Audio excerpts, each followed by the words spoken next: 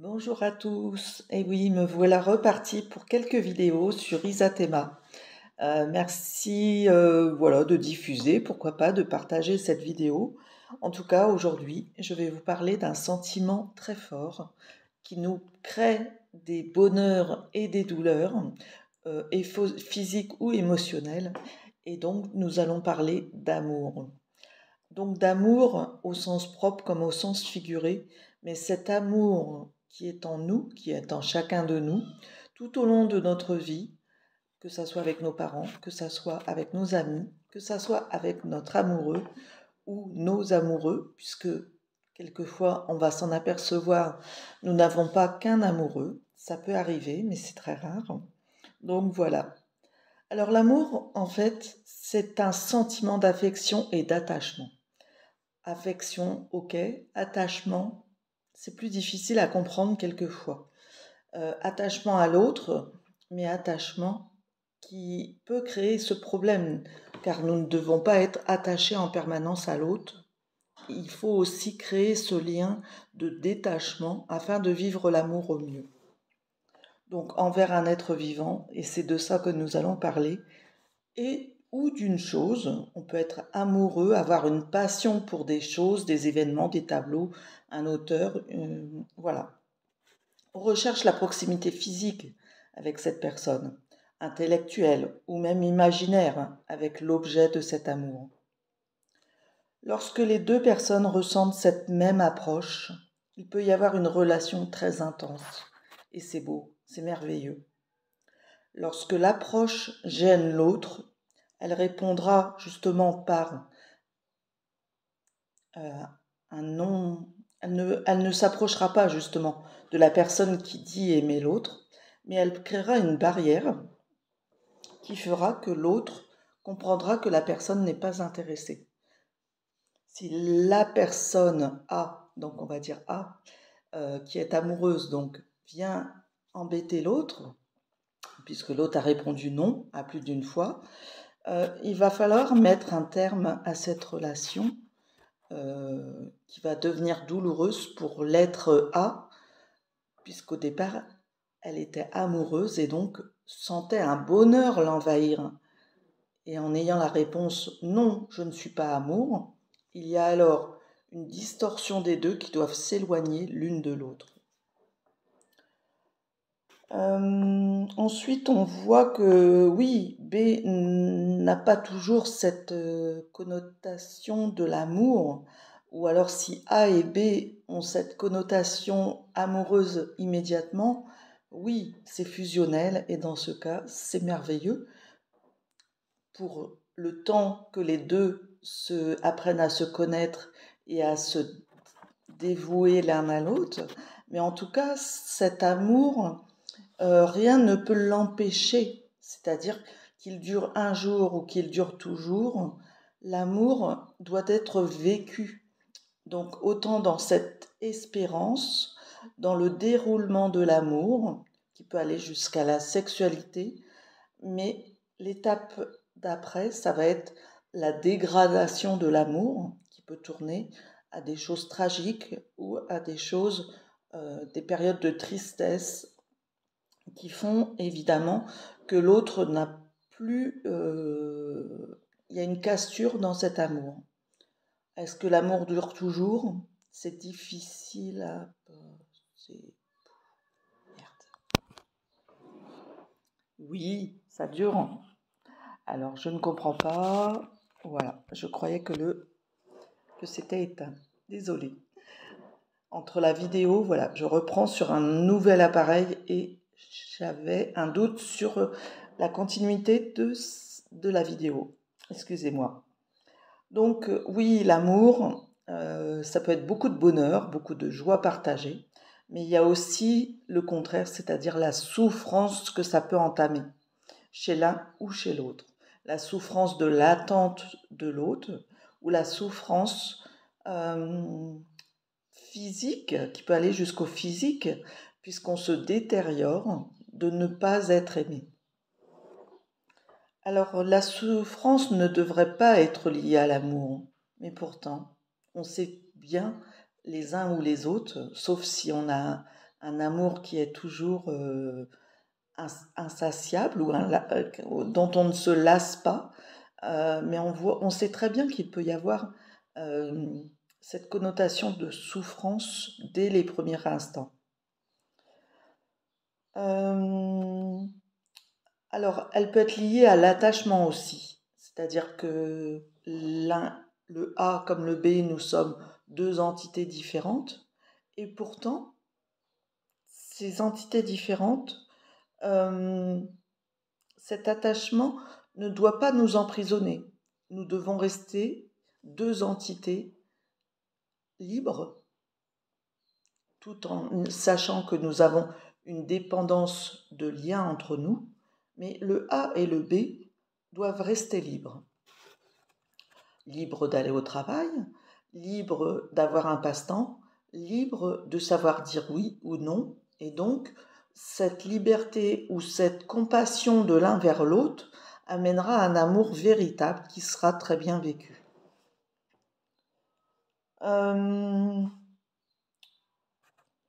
Donc, il y a aussi le travail, donc ce que je viens de dire, le travail peut nuire à l'amour, mais c'est aussi, j'allais dire, un effet qui peut sauver un couple ou un amour, puisque finalement le travail occupe notre esprit, qui fait que on met en veille l'amour qu'on a pour l'autre.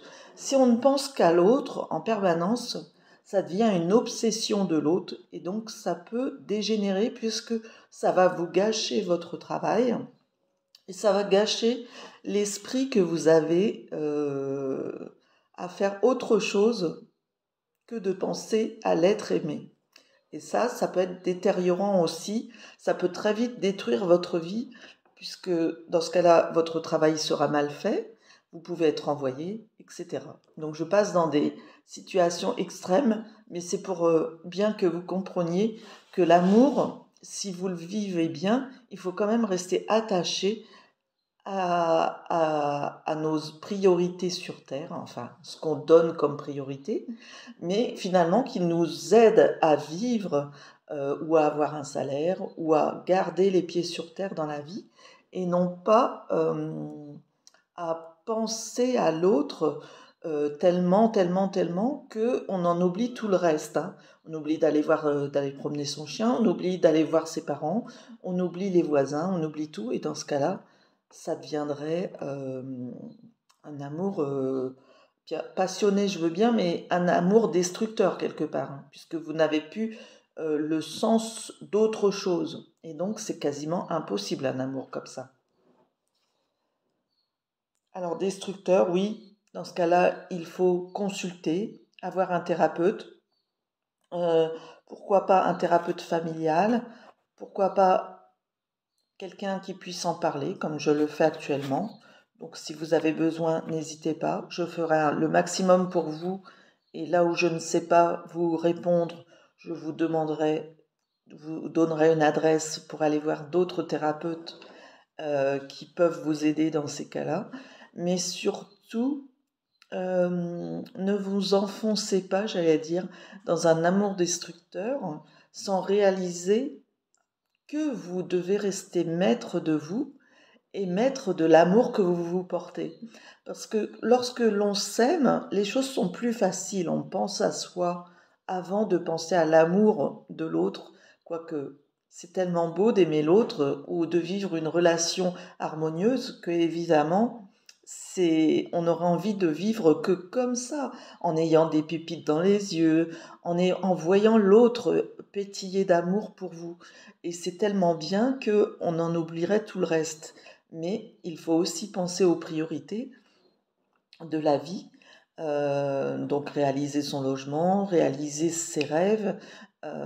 L'amour peut être valorisant à certains moments, mais ne doit en aucun cas être destructeur des buts de votre vie et de la façon dont vous voulez agrémenter votre vie.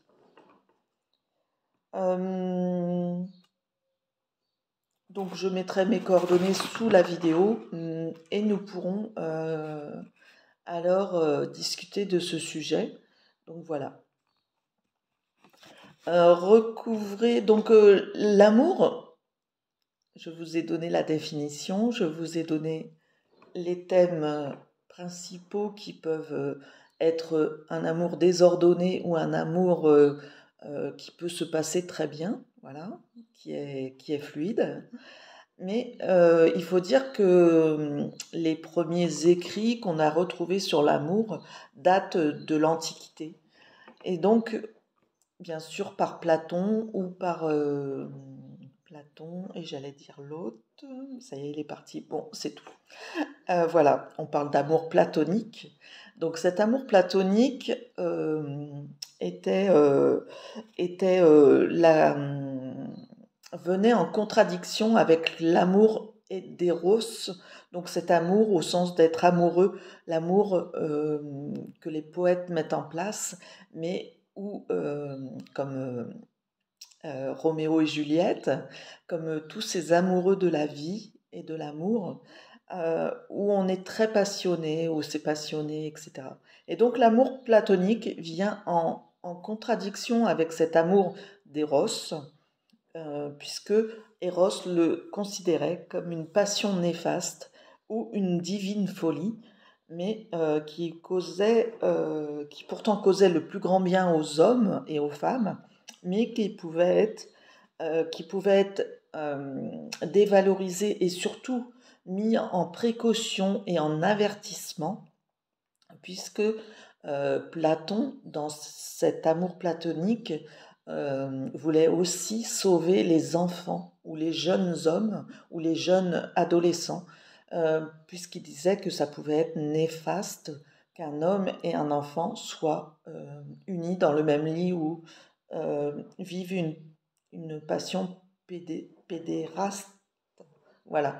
Donc c'est cet acte de pédératie que Platon désignait comme néfaste, et encore aujourd'hui on essaye de protéger les enfants, et malheureusement trop de victimes, des fois victimes consentantes, mais est-ce qu'on est consentant lorsqu'on est enfant d'un très jeune âge, ou est-ce qu'il faut malheureusement avertir l'entourage, avertir l'aide sociale, avertir les personnes, la police, pourquoi pas, mais avertir et protéger l'enfant. Donc, à notre époque, voilà, à cette époque, je reviens sur l'Antiquité, on parlait d'amour entre enfants et parents. Donc cet amour en mère-enfant, mais on peut parler aussi de père-enfant, s'appelait la storgée. Donc ça désigne l'amour filial, l'amour qu'on a pour nos enfants, et qui est quand même ce mot amour. La filia, donc la filia désignait l'amour qu'on a pour un ami, donc qu'on appelle aujourd'hui l'amitié, et c'est une estime réciproque entre deux personnes qui peuvent s'entraider ou s'entraider par discussion. Aujourd'hui, c'est plus par discussion, mais aussi dans l'élan physique à aider l'autre à supporter quelque chose. Et puis nous avons l'agapé. Alors l'agapé, c'est ce qu'on appellerait l'amour de Dieu, l'amour du prochain, l'altruisme aussi. Donc un don désintéressé, spontané, réelle empathie pour l'autre et pour tous les autres de tout horizon, inconnus ou intimes. Donc en fait, euh, il n'y a pas forcément d'intimité dans l'agapé, mais il y a surtout l'amour de l'autre afin de le soulager, quelle que soit la distance sociale ou intergénérationnelle, puisqu'on peut vouloir aider les enfants, aider des hommes plus âgés, ou des hommes de tout âge, ou des hommes et des femmes, hein, je comprends, c'est toujours dans le même syllabe, mais en tout cas cet amour va aller euh, être désintéressé dans le sens où il n'est pas obligé, où la personne aidée n'est pas obligée de rendre quelque chose à celui qui l'a aidé. Donc c'est vraiment savoir donner sans compter. C'est ça l'agapé, c'est donner, et ça nous crée du plaisir, euh, et l'autre personne remercie Et simplement, voilà, ça c'est un amour sans condition quelque part, hein. Voilà, peut-être que ça se rapproche de... Donc on parle d'altruisme, pardon, mais peut-être est-ce que c'est proche de l'amour inconditionnel, voilà, d'aider son prochain. Alors, à notre époque, bien sûr, on vit encore ces différents sentiments d'amour dont je viens vous parler. Euh, mais je mettrai le point sur le contraire de l'amour qui désigne la violence et le non-amour, euh, qui peuvent sembler diaboliques, mais en fait, il n'y a ni Dieu ni diable dans l'amour, puisque l'amour a différents niveaux à chaque instant et à chaque moment. Donc j'ai l'impression qu'il faut que je vous dise aussi euh, que l'amour ne peut pas être mis en parallèle avec la diablerie ou la divinité quelque part. L'amour, c'est encore autre chose. Euh, c'est quelque chose qui doit être heureux et radieux. Et on sait bien que malheureusement, il y a différents niveaux d'amour. Et même deux enfants qui se disputent dans la cour, donc ça désigne le non-amour, euh, l'hypocrisie qui s'en mêle, ou le fait de vouloir quelque chose, un objet ou une attention. Et finalement, cette non-amitié ou ce duel entre deux personnes, entre deux enfants, c'est déjà un amour non réciproque. Donc on peut parler encore d'un amour, mais qui est mal vécu. Donc c'est cette recherche aussi de l'autonomie d'enfant. Donc là, on part sur un autre sujet. Donc voilà. Donc si vous êtes intéressé, bien sûr, pour discuter sur ce sujet ou pour guérir d'une passion amoureuse, n'hésitez pas à me consulter ou à m'appeler pour prendre rendez-vous. Alors l'amour, le plus beau, c'est celui qui nous enflamme. Mais l'amour nous enflamme, mais lorsque le feu s'éteint, que se passe-t-il? Eh oui, est-ce qu'il faut passer son chemin? Est-ce qu'il faut essayer de rallumer le feu? Il n'y a pas d'amour éternel. Les parents se disputent, les amoureux se disputent, ça fait partie de la vie pour se faire accepter l'un et l'autre leur identité ou leur entité différente finalement. On préfère au bout d'un moment, lorsque le couple est là depuis un moment ou depuis peu, qu'importe, mais lorsque l'amour a été vécu sexuellement ou où l'on a appris à se connaître, il y a parfois un besoin de s'aérer. Donc on part chez les copains, les copines, euh, et peut-être que c'est mieux vécu si c'est accepté par l'autre. Donc finalement, l'amour peut être sauvé à partir du moment où il y a des règles dans le couple. Mais là, on est encore sur un autre niveau que l'amour. Mais voilà, l'amour ne doit pas être destructeur dans un couple, sinon forcément ça sera très mal vécu. Et même si chacun veut rester ensemble, ça va être destructeur puisque il n'y a pas d'écoute de l'un ou de l'autre, ou il n'y a pas de compassion de l'un ou de l'autre. On ne... Alors, il y a souvent le côté cuisine qui est mis en avant sur cet amour. Et moi, je vous dirais, on ne peut pas passer sa vie à cuisiner ou à manger la même chose. Bon, chaque jour, tu cuisines un plat différent. Donc, dans cette connexion à l'autre, il faut aussi agir différemment tous les jours ou régulièrement changer sa façon d'être ou sa façon de surprendre l'autre.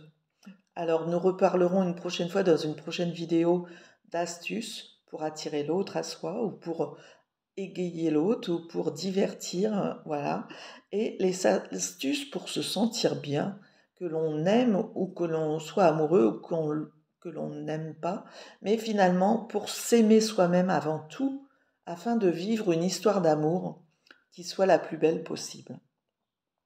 Et bien sûr, dans une autre vidéo, je parlerai des chagrins ou de la tristesse.